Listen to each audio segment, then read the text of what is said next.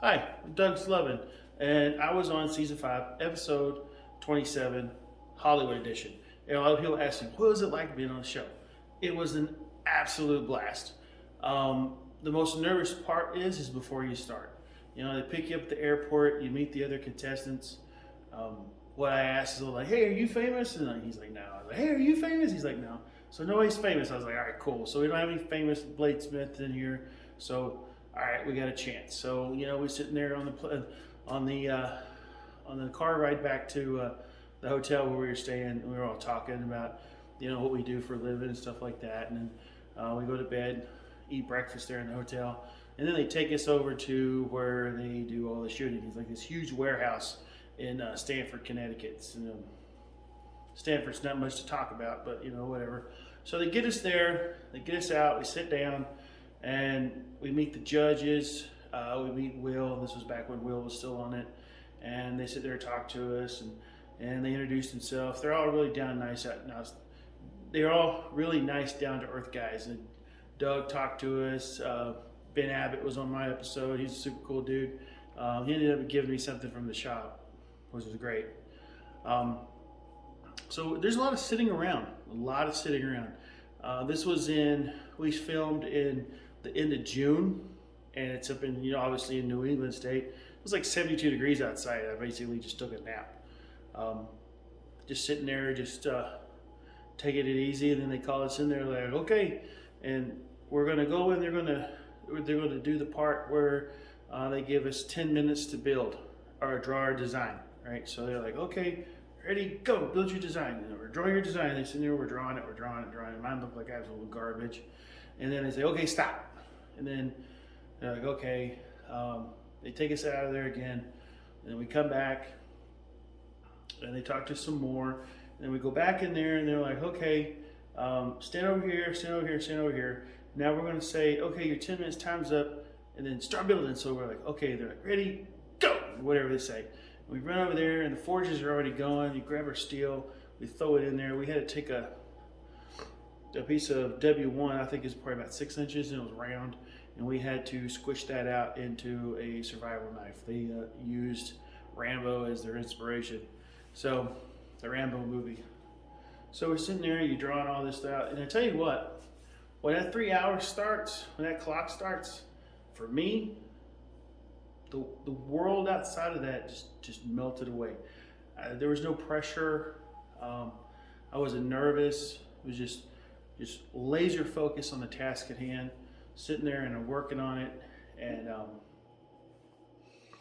it's just you're in the moment, and the guys with the cameras will come around, they get in your face, and occasionally at one point a producer will come up to you, start asking you questions like, hey, what are you going to do this, or what are you going to do with that, and how are you going to do this, and it's kind of annoying, but they tell all of us that they're going to do it to all four of us. So like, all right, whatever.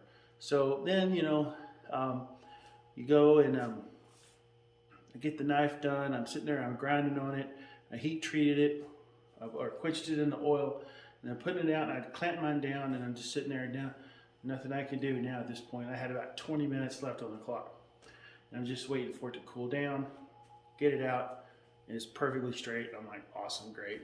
So I go over there and I start putting an edge on it. I'm like, you know what? I'll get it just a little bit sharper. You don't want to make a blade sharper before you get the handle on it, but I was trying to get it as close as I could just to cut down on time on the next round. I didn't make it to the next round, but hey, I was the first one eliminated, but oh well. So, and then they said, okay, stop, right? And then that's pretty much it for the day. And then they take you off in the room one at a time, and they interview you. They ask you questions like, hey, what happened here and what happened there, and what were you thinking about this point, and what were you thinking about that point? And I said a lot of funny stuff. I had the producer freaking rolling in out of his chair. None of it made the TV. So I was like, crap. Like, I had all this great material, and none of it made the TV. So I was like, whatever. Or made the episode. So they take us home, or they take us back to the hotel, and we come back the next day, and that's when they eliminated me. I was eliminated first, unfortunately. So we're sitting there, and they all walk us in here, And I didn't have any clue what was going on. And I see my blade and I see Trish's blade up on the bench, on the judge's bench where they sit, or the judge's table where they sit. And I'm looking, see my blade, I'm like, ah, crap. Like, why are my blades up there, you know?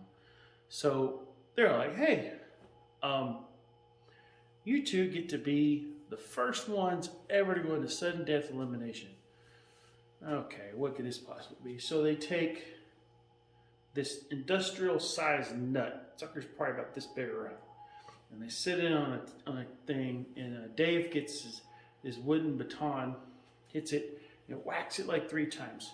And I thought mine held up pretty good, and Trish's held up pretty good. But mine actually, since I had kind of pre-sharpened it so much, it had cut into the nut, this big huge nut.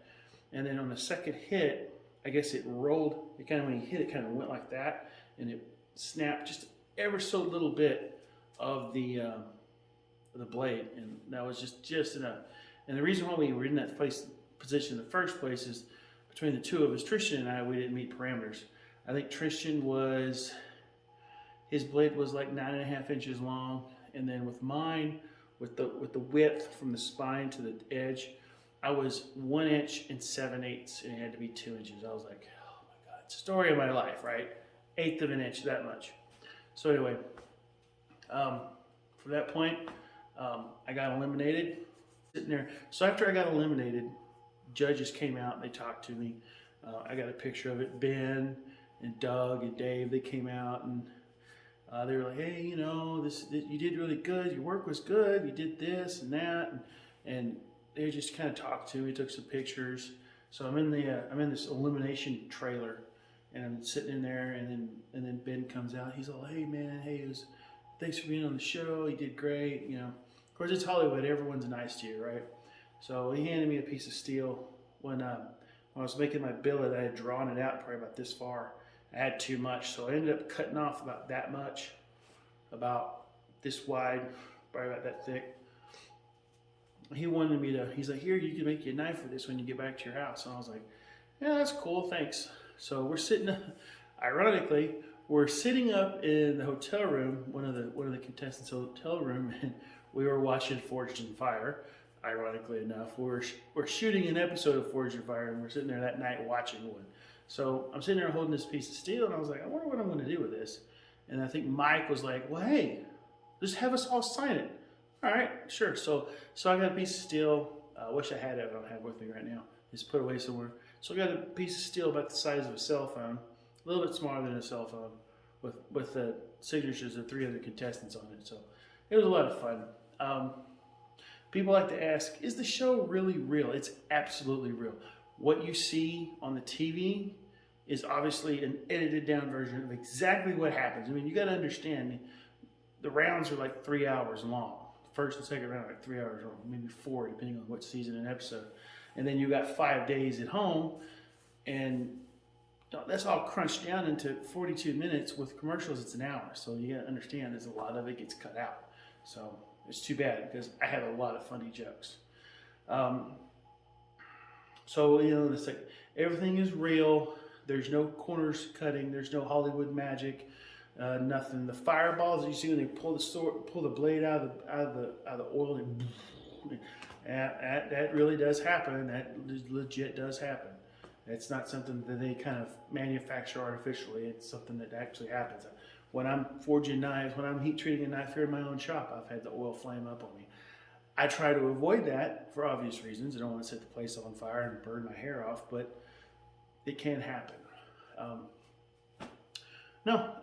So yeah, man, that was my experience on Forged in Fire. It was a lot of fun. So, you know, hey, if you like my video, please help me out. Like it, subscribe if you haven't already, and you know, if you have any questions, put them in the comment section. I will always answer them. I'm like always looking at my feed. I'm always sitting there keeping a track on it, see what's going on. So leave me a comment, ask me a question. I will definitely answer you. And thanks for watching.